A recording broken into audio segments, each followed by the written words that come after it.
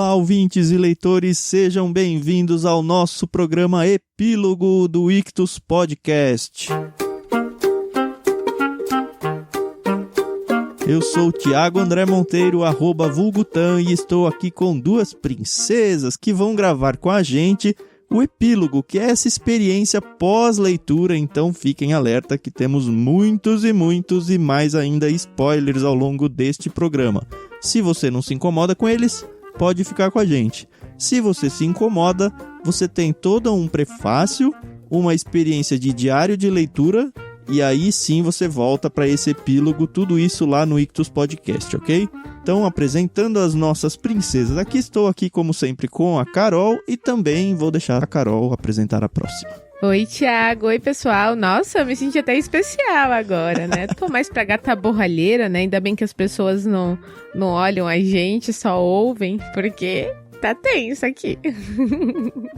Mas é um prazer estar aqui mais uma vez com o Tam. E com essa convidada aqui, já nem considero mais convidada, pra mim já é de casa, que é a querida Safira. Tudo bem, Safi? Tudo bem? Oi, Carol. Oi, Thiago. Oi, para quem tá ouvindo a gente. E é mais uma vez um prazer enorme estar aqui com vocês. Eu também já me sinto de casa, viu? Que bom, é isso aí. Esse programa chega um pouquinho tarde, né? A gente demorou um pouco para lançar ele. Na verdade, a gente demorou um pouco para gravar ele. Mas enfim, uma vez que ele está postado, a experiência completa desse livro vai estar aí no podcast. Você pode sim, como eu já expliquei mais ou menos. Faz de conta que você então está interessado em ler O Macunaíma, do Mário de Andrade. O que você tem que fazer? A primeira coisa é acessar o nosso programa Prefácio dele. Lá a gente vai apresentar um pouquinho sobre o autor, vai apresentar o livro sem spoilers. E aí a gente tem uma série de programas dentro do que a gente chama Diário de Leitura, onde a gente propõe um cronograma de leitura para que você leia exatamente os capítulos certos, e terminado esse trecho você vai e ouça o áudio comentado sobre aquele trecho que a gente põe nesse programa Diário de Leitura. E depois que você terminar a sua leitura, você volta, aí sim você ouve esse programa que a gente está gravando agora. É isso, né, Carol? É isso. E assim, eu posso dizer que é uma experiência completa mesmo, porque os diários de leitura têm todas as nossas impressões, as mais pessoais possíveis.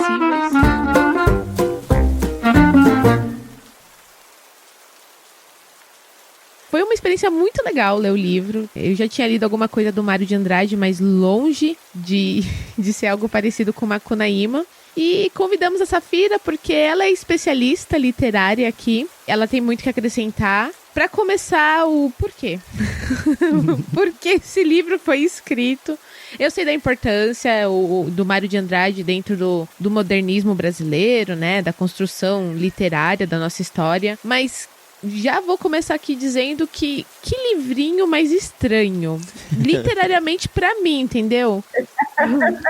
Eu até tiraria o literariamente, porque ele é estranho pra mim em todos os sentidos. O que não quer dizer que ele foi chato, muito pelo contrário. Foi muito legal, foi muito divertido, mas é muito diferente de tudo que eu já li. E eu também nunca li nada do Mário de Andrade, então a Safira vai poder dizer se é um ponto fora da curva na vida literária do autor, ou se tudo que a gente for ler sobre o Mário de Andrade, aí, as obras dele, vai passear pela doidice aqui. Não, é um ponto fora da curva do autor, é um ponto fora da curva do modernismo, é um ponto fora da curva da literatura, e por isso que esse livro se tornou tão importante, né? Como a Carol falou, o Mário de Andrade está aí na primeira geração modernista. E essa primeira geração é uma geração que é a geração emblemática, né? Que é conhecida como geração heróica. Uhum. Porque eles estão querendo acabar com tudo que vem da Europa. E eles até têm um movimento de antropofagia que é bem forte, encabeçado pelo Oswald de Andrade, que o Mário de Andrade acaba abraçando, que é aquela coisa de devorar tudo que vem de fora e transformar em cultura brasileira, porque eles estavam, nesse movimento, querendo ter uma nacionalidade brasileira diferente da nacionalidade romântica que foi criada lá no século XVII. Eles são conhecidos como emblemáticos, como heróicos, porque eles rompem mesmo. O Mário de Andrade ele tem bastante essa influência da vanguarda europeia, só que ele faz de uma forma, essa antropofagia, para quem não sabe o que era um movimento indígena de um povo comer o outro e nesse canibalismo ele absorvia a cultura, a força, a inteligência do outro povo. Uhum. Então é isso que eles fazem nessa questão aí antropofágica. Nasce até o Abapuru nesse momento da história, que a Tarsila pinta pro Oswald de Andrade para ter essa dimensão de que a gente vai devorar toda a cultura que vem de fora para que a cultura nacional se expanda. Então, quando ele produz Macunaíma, é um fruto de uma pesquisa de uns 6 anos aí que ele faz. Ele senta, em 5 dias ele termina. Ele menciona isso num dos prefácios que aparece no fim do livro, né? Que no fim das contas não foi um prefácio que entrou no livro original ali, no lançamento pelo menos. Mas ele fala, foi uma história de férias, né? Que ele diz. Uhum. A base da obra dele é um livro que chama Roraima zum Ourinnuco, de um etnólogo alemão chamado Theodor Koch-Greenberg. Eu acho que é assim, não sei falar alemão, gente. Ele vai pesquisar, esse cara pesquisa as tribos indígenas do norte da Amazônia e ele publica esse livro, e aí o Mário de Andrade, ele se interessa, ele era um pesquisador folclórico, então ele junta tudo com o movimento que ele estava aí dessa antropofagia de devorar tudo que vinha de fora e trazer tudo que era nacional. Ele cria uma Macunaíma, mas é sim um ponto fora da curva dele, do modernismo, da história, né? E por isso que esse livro ele se torna tão importante, porque ele é bem emblemático do momento que a gente está vivendo. E eu acredito que para a gente entender melhor o Macunaíma, a gente precisa entender um pouco do que estava acontecendo na questão cultural, né? Com certeza. Porque aí faz um pouco de sentido, assim, por que esse livro é tão exagerado, por que ele tem tanto elemento fantástico. É uma coletânea aí, né, de lendas que já existiam no Brasil. Que o Mário de Andrade, ele quer trazer aí com o Macunaíma um Brasil meio que homogêneo, porque o sul e o norte eram extremos bem diferentes, como até hoje, né? Sim. Mas nesse período da história eles queriam unificar um Brasil que era repleto de cultura e repleto de lendas e histórias, e por isso que o Macunaíma é tão exagerado nas questões de fantasia, assim, né? É bem inovador. Uhum. Eu achei assim, comentando com o Tan durante a nossa leitura, a impressão que eu tinha era como se eu estivesse lendo o Alice no País das Maravilhas. A mesma impressão de que, caramba, isso daqui... Nossa, isso é muito fumado. Essa é a palavra que eu tenho que usar, gente. Parece que realmente ele estava sob uso de entorpecentes escrevendo o Macunaíma. Mas depois que você se acostuma com a linguagem, vai que é uma beleza, né? Essa mistura de lendas eu acho que confundiu um pouco a gente, porque de repente, assim, no meio de uma narrativa que nós poderíamos chamar de comum, talvez, aparece algo fantástico dentro do ordinário. E aí você falou, opa, peraí, como é que, tipo, de repente uma pessoa virou uma estrela? Como é que de repente teve uma transformação física de um bebê para um adulto ou para um animal, sabe? É difícil de vencer, não é difícil, mas é estranho vencer essa barreira no começo. Mas depois que você aceita, você fala, tá bom, isso é normal para esse universo, vamos que vamos. É isso mesmo. Quando você entende que ele é uma colagem inventiva de estilos, né? Aí você fala, não, tá tudo bem. E ele vai puxar muito para aquelas epopeias que contavam, por exemplo, os Lusíadas do Camões. É uma epopeia, né? Que vai contar a história heróica do povo português. E é isso que ele faz, porque toda a história gira em torno do Macunaíma indo atrás do Muiractã. Isso. E aí, então, é como se o Muiractã fosse o santo graal, né, do Brasil. Então ele precisa atrás desse talismã de uma forma heróica, só que, como a gente já sabe pelo subtítulo do livro, é um herói sem nenhum caráter, então ele é totalmente desengonçado, assim, né, ele se mete em um monte de atrapalhada que não precisava, porque ele é o Macunaíma, né, se fosse qualquer outro herói era mais simples a caçada do Muiractã.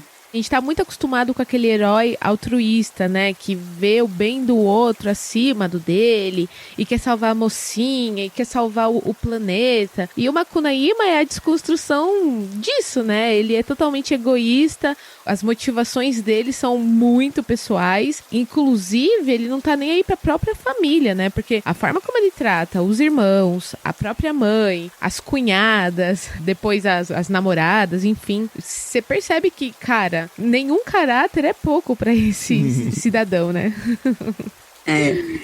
Ele é uma mistura de não ter caráter nenhum, porque no sentido moral da palavra, mas o próprio Mário de Andrade, em algumas edições, porque ele faz isso, uma autocrítica, né? Ele faz isso com Macunaíma e com Pauliceia Desvairada. Ele é o crítico da própria obra e com alguns poemas também. E nessa crítica dele, ele vai colocar que o brasileiro não tinha um caráter definido, não tinham dado espaço para que o brasileiro se definisse como povo. Era retalho de vários povos que invadiram, de vários povos que se manifestavam aqui, e aí na época a França era o berço da cultura, era onde tudo nascia e tudo se fazia super bem. E o brasileiro estava embebido de França, né? Então ele vai falar que o brasileiro realmente não tem nenhum caráter, por essa questão de caracteres, né? Então, quando ele cria o... é um jogo de palavras até aqui. Isso.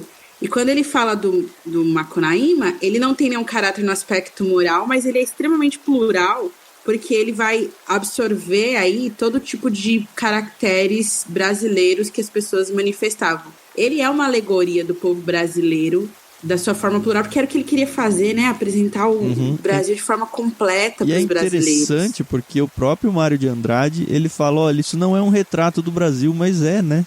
Ele meio que dá uma reclamada. Ele fala, olha, isso não é um retrato médio do brasileiro, como estão dizendo. Ele vai dizer, isso aqui não é um compêndio de mitos e lendas, então não venha construir academicismo de lendas com base nesse livro, porque... eu estou livre o suficiente para mudá-las à vontade, pelo menos foi isso que eu entendi.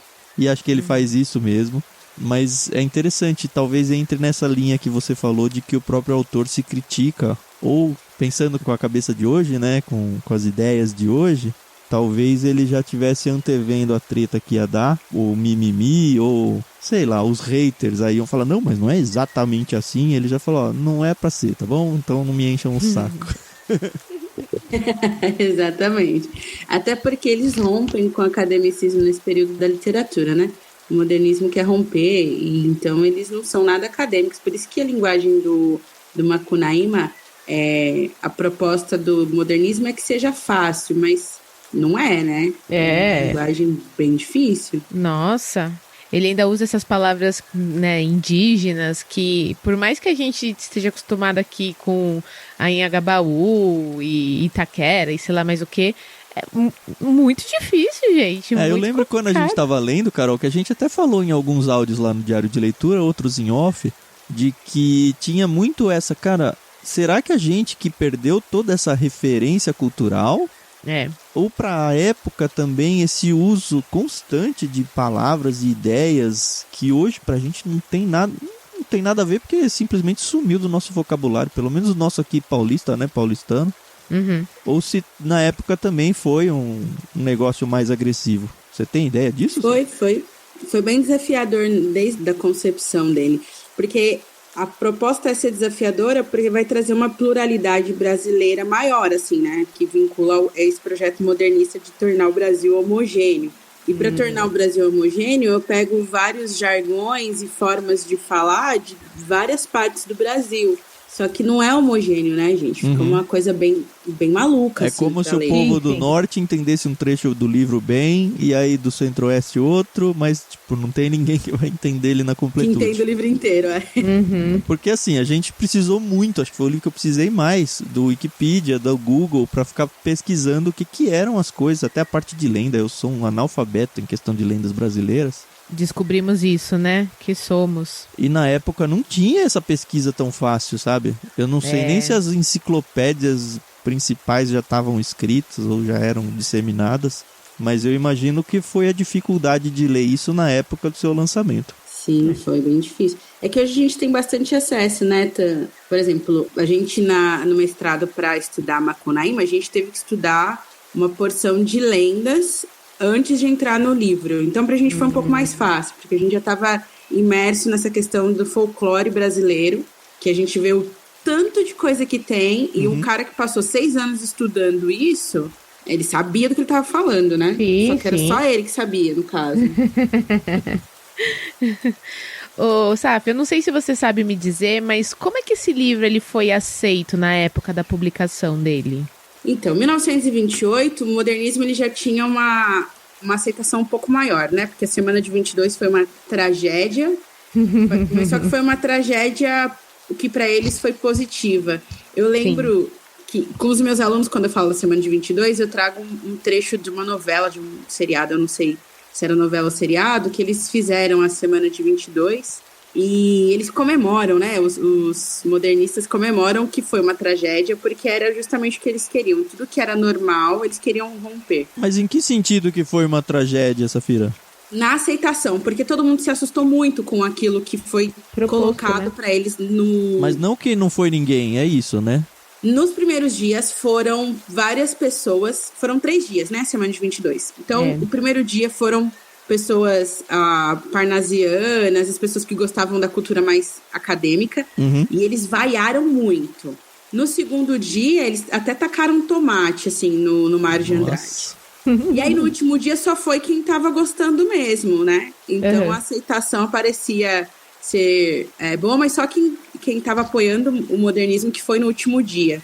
E eles criticaram muito nos jornais e revistas, só que essa crítica exacerbada da semana de 22 foi o que fez o modernismo ser instaurado, porque as pessoas começaram a ter curiosidade. Foi aí que surgiu falem mal, mas falem de mim, é isso? Isso, exatamente. O importante é estar sendo dito. E aí, quando a gente está em 1928, quando esse livro é publicado também a Antropofagia, do Oswald de Andrade, que é um manifesto antropofágico, na verdade. Então, o Macunaíma era um livro que todo mundo queria ler, ou por curiosidade, ou por crítica, mas foi muito bem aceito, porque ele era desafiador. E ao mesmo tempo que ele era desafiador, era um livro que mostrava de fato o Brasil para os brasileiros. Tem até uma fala assim que o Mário de Andrade quis mostrar o Brasil todo para todos no Brasil. Então essa daí foi a forma com que as pessoas aceitaram e receberam. Eu acredito, assim, pessoalmente, que muitos pegaram e compraram o livro porque era uma coisa que estava na moda, né? A gente tem muito isso, né? Sim. Tipo Crepúsculo, não assim. Todo mundo estava entendendo. Ai. Mas é bem essa impressão que às vezes eu tenho de certas coisas que não necessariamente quem consome entende. Mas como tá todo mundo consumindo, deixa eu consumir também, né? Na escola, que eu acho que era onde a gente tinha que aprender a ler, a gostar dessas coisas, na minha época de escola, gente, eu nunca ouvi falar em Macunaíma. Essa que é a verdade. Então, é muito triste saber que um cara que estudou e pesquisou e foi atrás não é tão valorizado como deveria ser, né? Eu fui conhecer essa literatura mesmo na faculdade. E, assim, eu fazia um curso muito voltado para literatura, né? Eu fiz letras, então é complicado pensar que nem todo mundo conhece. Tem gente que nunca ouviu falar desse tipo de material, né? E isso eu acho que é uma cultura que a gente acaba perdendo. Então, quando eu e o Tan, a gente estava lendo, que tem aqui várias histórias, inícios de lendas, e a gente sabe que ele se apoderou disso, né? De uma forma bem poética e tal.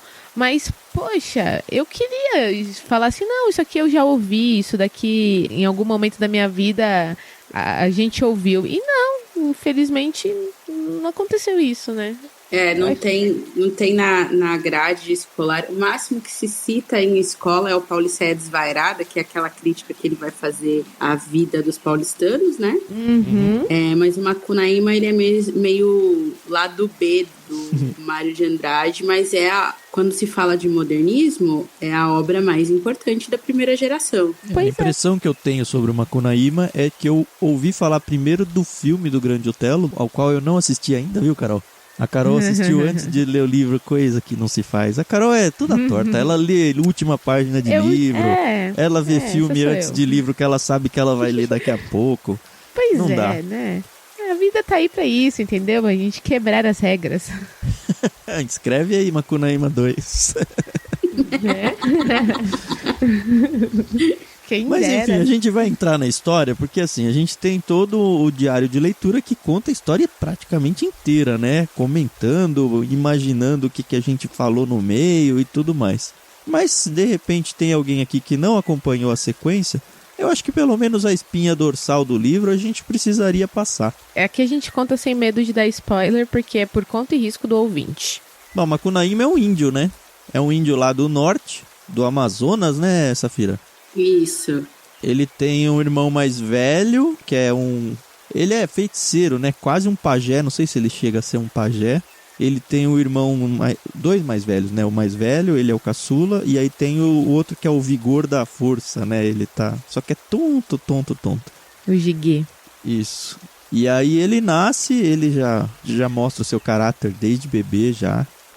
Ele sacaneia a mãe algumas vezes, mega preguiçoso. Tem a frase que é recorrente no livro inteiro, né? Que é o ai que preguiça. Uhum. E aí logo no começo começa umas coisas meio doidas. Ele já, mesmo criança, ele se transforma em um adulto pra pegar a cunhada dele. E o Jiguê, que é o irmão... pegar, né? Brincar, como ele fala. Pra brincar, é legal. É muito engraçado, Safira. Eu não sei se você acompanhou lá os diários de leitura, mas a Carol é tão inocente. Eu me divirto muito com isso. Porque fala aí, foi lá e brincou. Porque ele foi criança, ela levou o menininho pra passear. E aí ele virou um homem grande e eles brincaram juntos. E a Carol achou só que eles estavam realmente só brincando. Ah, gente, sinceridade, né? Aqui, né, são as primeiras impressões mesmo. Depois, a gente...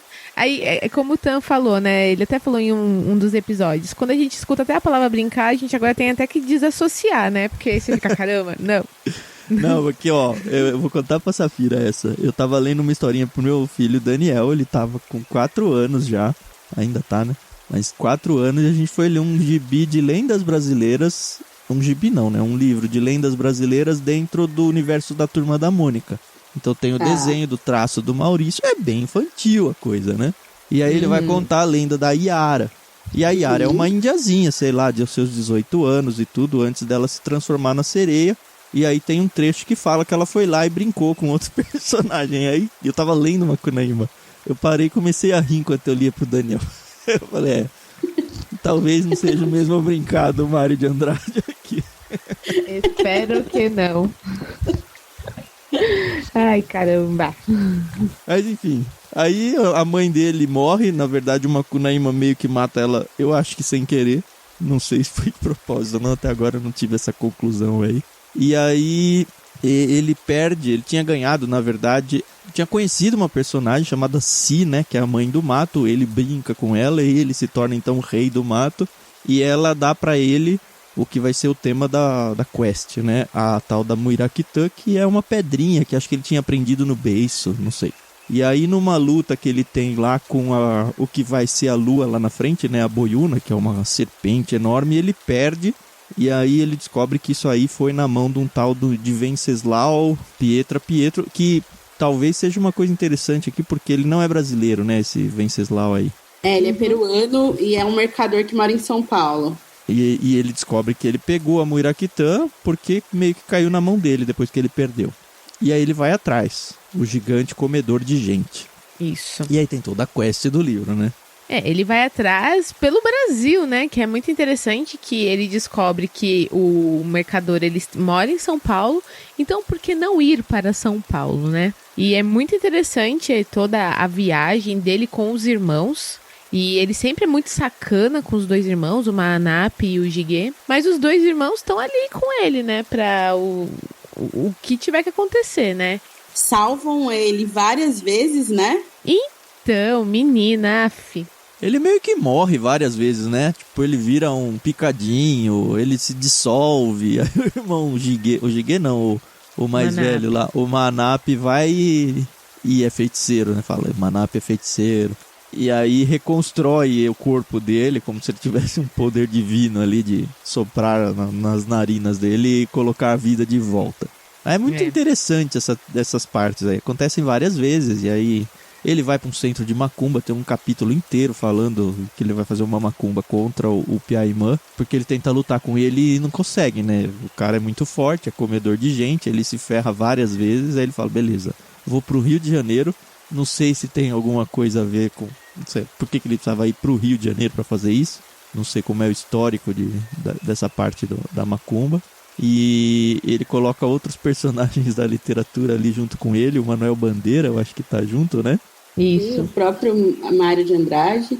É muito interessante, principalmente para nós cristãos, que a gente não tem noção de como que é esse meio aí. E para mim ele colocou uma cartilha do que de fato é de como acontece, de né? como acontece a situação toda lá. E é interessante essa parte aí da macumba, porque você vê que é um índio que tem seus próprios rituais. Os indígenas têm seus próprios rituais para conseguirem o que querem. Utilizando de um ritual que é de outra cultura que faz o Brasil, que é a cultura africana, né? Então é essa miscigenação que o Mário de Andrade traz aí. Ele traz também essa evidência do negro, né? No próprio Macunaíma, porque o Macunaíma é um índio negro. E depois naquela parte que o Macunaíma se banha na água mágica da Poça da Pegada de Sumé lá. Sim. Sim. Fica branco, o irmão dele fica vermelho ou cor de cobre, que é a mostragem do índio, e o outro só fica com as palmas da mão e dos pés branco, né? Então é essa questão de mostrar que o Brasil ele é feito de povos. Esses são os 3 povos fortes aqui, né? Que é o europeu, o indígena e o preto, africano. Então é muito interessante ver que um índio, que então ele já tá branco, porque ele vai lá para São Paulo e se passa muito bem por um europeu, e tá usando de uma força que viria um ritual de outra cultura que não é a dele, né? Então é essa mostragem que eu acho que é muito bacana nessa obra, essa mostragem de todo tipo de cultura que transforma o Brasil em um só. O que me chamou mais atenção nesse trecho, Safira, e você que estudou isso aí pode elucidar talvez, é que na hora em que eles estão mudando de cor aí, nesse poço aí que eles encontram, a impressão que me passa é que o personagem mesmo, ele acha que ser preto, ser vermelho é ruim. E ele fica até meio que consolando os irmãos. Não, tudo bem, pelo menos isso, pelo menos aquilo. E eu fico imaginando, acho que eu até comentei isso na ocasião da gravação lá com a Carol. Eu falei, um livro desse nunca passaria nos dias de hoje. Ele não seria aceito, ele seria execrado como algo totalmente preconceituoso.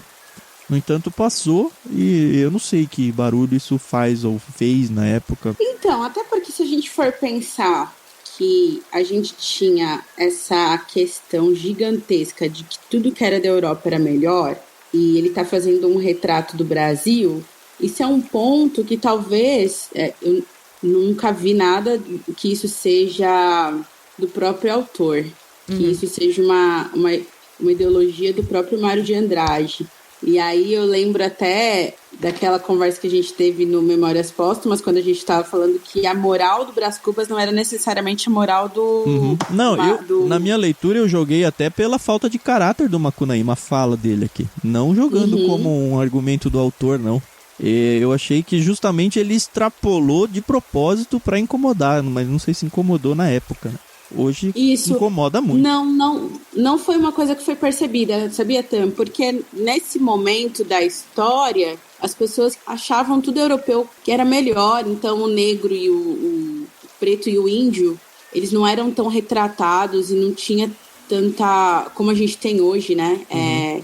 Representatividade, assim. Então, é de propósito, sim, a forma com que ele trata isso, mas não foi tão absorvido como seria hoje. É que como Macunaíma não é um livro tão evidente, as pessoas não pegam isso, mas se pegassem daria um barulho hoje que não deu na época, porque meio que passou desapercebido, né? Eu fico imaginando porque o pessoal tenta cancelar o Monteiro Lobato por causa da tia Anastácia. Sabe? Isso aqui tá anos-luz agressivamente mais na frente do que a existência da tia Anastácia como uma servente ali.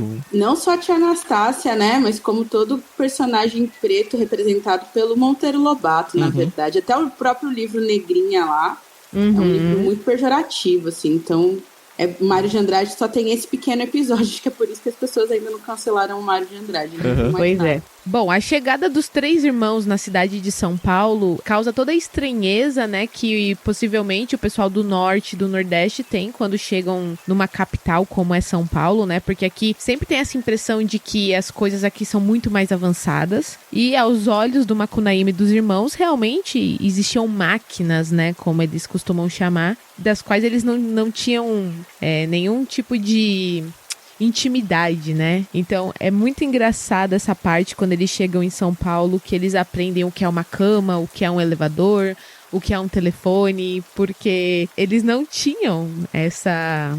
E é interessante que eles personificam tudo, né? Ele tenta ir brincar com as máquinas para se tornar o rei das máquinas também, é muito bizarro. Muito bizarro. E eles chegam a uma reflexão interessantíssima, né? Que é como se fosse as máquinas eram os homens e os homens eram as máquinas, né? Essa reflexão de dependência que o paulistano tinha dessa... como se fossem deuses criados pelos próprios humanos, né? Mas né? É isso até hoje. É interessantíssimo ver, por exemplo, a evidência que ele dá pro dinheiro, né? Porque eles trazem cacau aqui.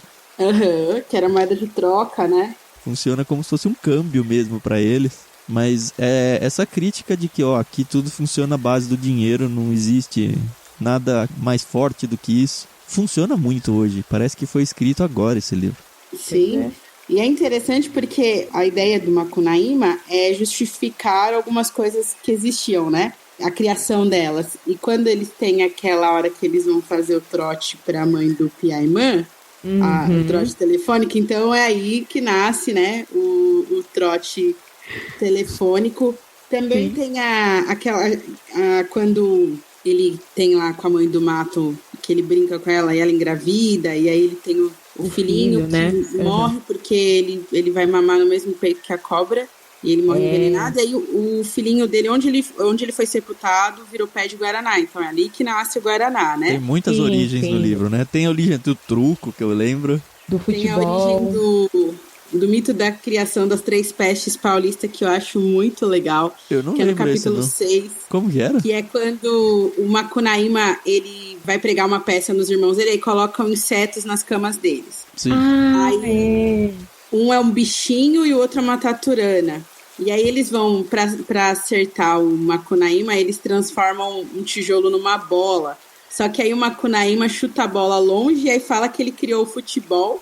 O bichinho foi parar em Campinas virando o bichinho do café e a taturana virou a lagarta rosa. E aí eis o mito da criação das 3 pestes paulistas.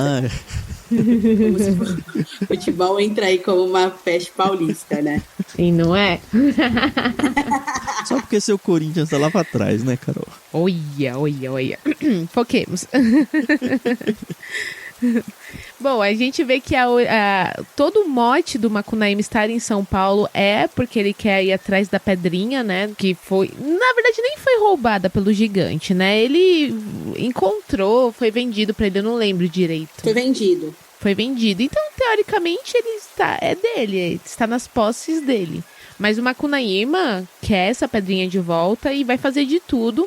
E a gente descobre que o gigante... Ele mora com a família dele num bairro muito nobre aqui de São Paulo, né? Que é a região ali do Pacaembu. E isso foi até uma dúvida minha e do Tam, que o Macunaíma, ele viaja pelos estados do Brasil de uma forma muito rápida, né? Só que as ruas ali no Pacaembu, elas têm os nomes dos estados, né? Então tem a rua Sergipe, Piauí, enfim. Maranhão. Então, isso, foi até uma dúvida nossa. Será que ele estava viajando pelo Brasil ou apenas pelo bairro? Isso a gente não conseguiu responder com certeza, né? Ele viaja pelo Brasil, porque o próprio Mário de Andrade fala que ele está escrevendo um livro que vai desconsiderar toda a estrutura geográfica de fauna e flora.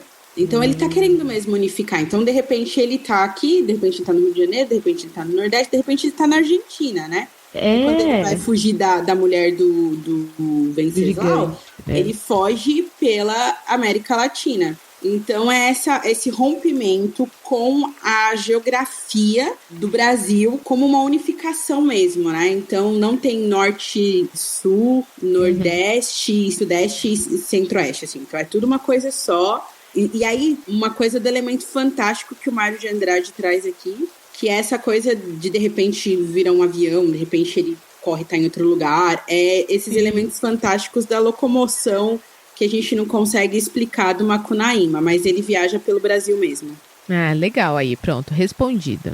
Eu também achei que não ia ter tanta rua assim, porque de fato ele passa pra fora do Brasil.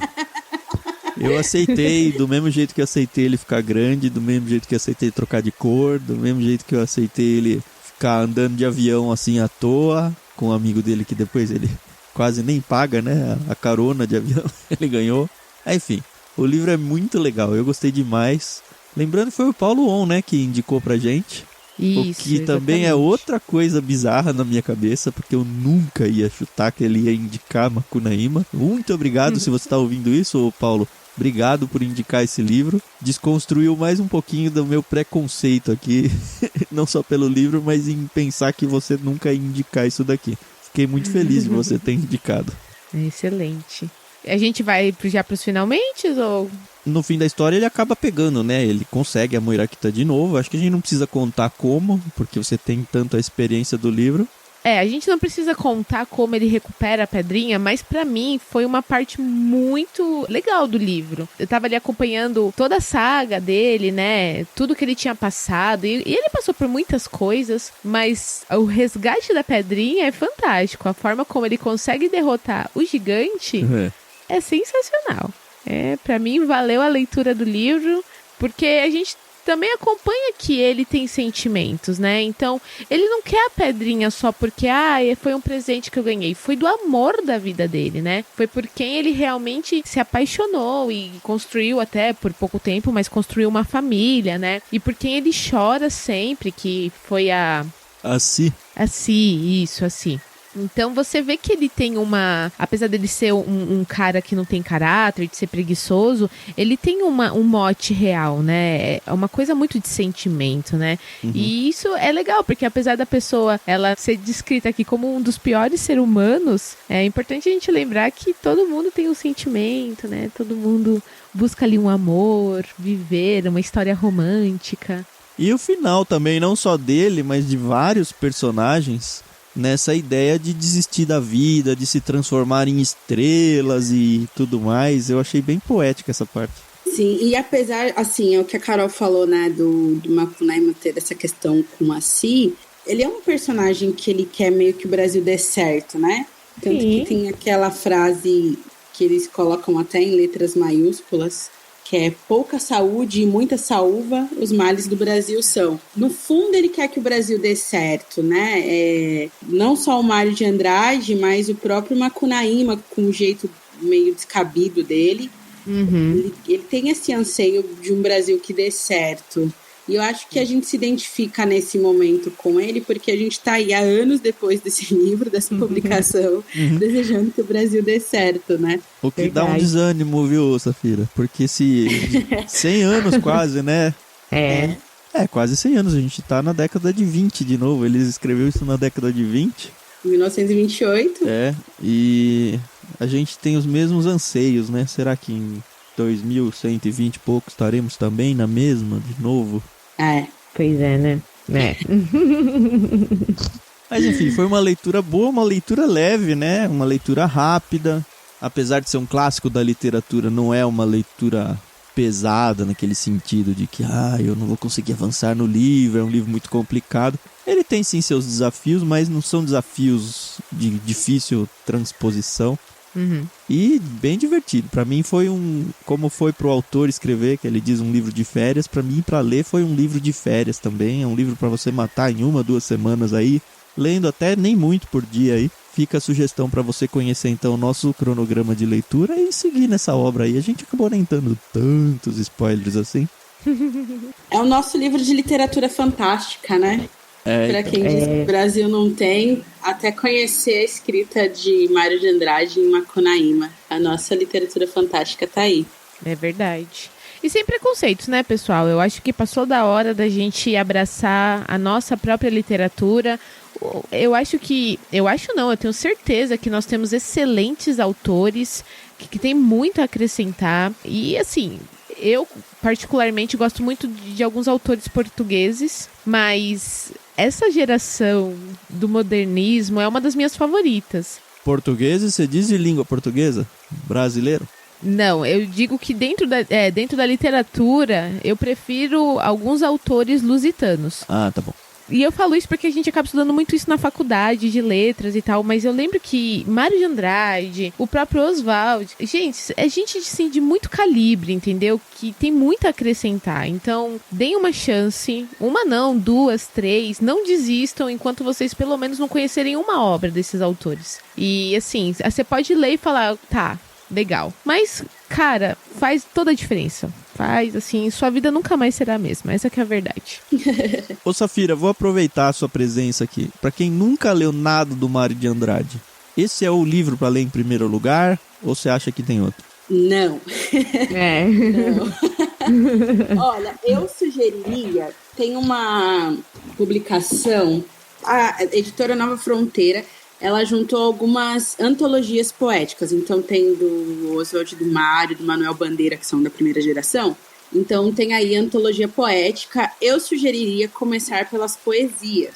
Ele tem contos também, ele tem crônicas, mas eu sugeriria começar pelas poesias porque são leituras leves, né? Uhum. Mas se quer ler um livro mesmo, comece por Pauliceia Desvairada, que é um livro ácido de crítica, muito simples de ler, ele é linear, então você não vai ficar meio perdido, porque o Macunaíma é um livro que não tem uma linearidade, não tem uma cronologia, não tem um tempo e espaço, né? Uhum. E o Pauliceia Desvairada tem tudo isso. E eu acho que o Macunaíma, ele é a cereja do bolo. Depois que você já conheceu o máximo que você conseguir aí do Mário de Andrade, aí você entra em Macunaíma, porque aí você já vai estar mais familiarizado com ele, né? Com as escritas. Uhum. Mas se você quiser começar pelo Macunaíma, você não vai perder muita coisa, não. Eu tava com medo. Será que eu comia sobremesa antes do almoço? Não sei. Acho que sim. Sinceridade de tudo.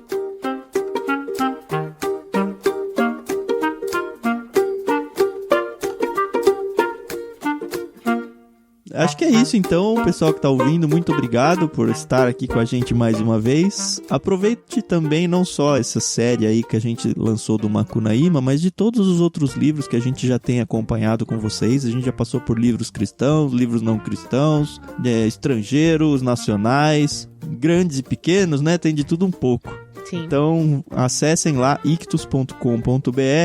Na descrição desse programa tem todos os dados de redes sociais para você seguir a gente. É muito importante que você compartilhe esses áudios com as pessoas. A gente precisa que mais e mais pessoas acabem encontrando aí o Ictus Podcast. A gente precisa também da ajuda de vocês para que o projeto continue funcionando, o projeto podcast como um todo.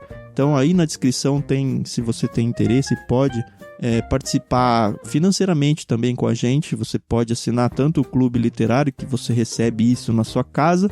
A gente mandou o Mário de Andrade isso aí no Plano Peixe Grande, mas você também tem a oportunidade de ajudar a gente sendo um dos nossos mantenedores, tanto de maneira regular, aí assumindo uma mensalidade, aí tem tudo na descrição, quanto de repente uma doação avulsa de um valor único e sem nenhum compromisso de mais nada.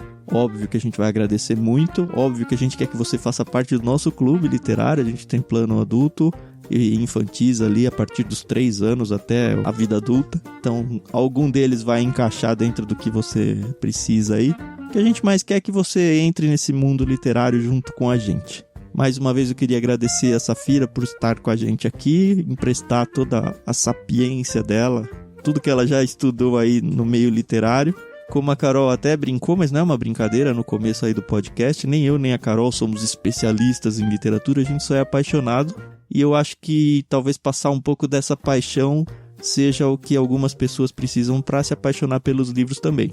E como a gente nunca despreza conhecimento, a gente vira e mexe tá trazendo a Safira aí para conversar com a gente. Obrigado, viu, Safira? Eu que agradeço, gente. É sempre uma honra e me convidem sempre, porque eu gosto muito de estar aqui com vocês. Show! É isso aí, pessoal. A gente se vê na nossa próxima leitura. Se você gostou, como o Tam falou, compartilha com um amigo teu. Pelo menos um amigo, que você vai ajudar a gente e vai, assim, é um conteúdo de boa qualidade que a gente produz aqui. E tem o nosso canal lá no Telegram, né, que a gente esqueceu de falar. Todas essas leituras, esses áudios, eles aparecem primeiro lá no canal. Você pode ler junto com a gente junto mesmo, assim. A gente vai gravando e lançando lá primeiro e só depois tudo isso vira podcast. Então, se você tem interesse em conversar com a gente sobre o livro e seguir a leitura junto, é só instalar o aplicativo Telegram no seu celular e acessar t.me/Clube Ictus. E aí você faz parte do nosso canal, do nosso grupo de discussão, conversa não só com a gente, mas com outras pessoas que também estão lendo junto com a gente, no momento em que quiser. Acho que é isso, falamos demais. Muito obrigado pelos ouvidos aí de todos e até a próxima. Tchau, tchau. Tchau, pessoal. Até a próxima.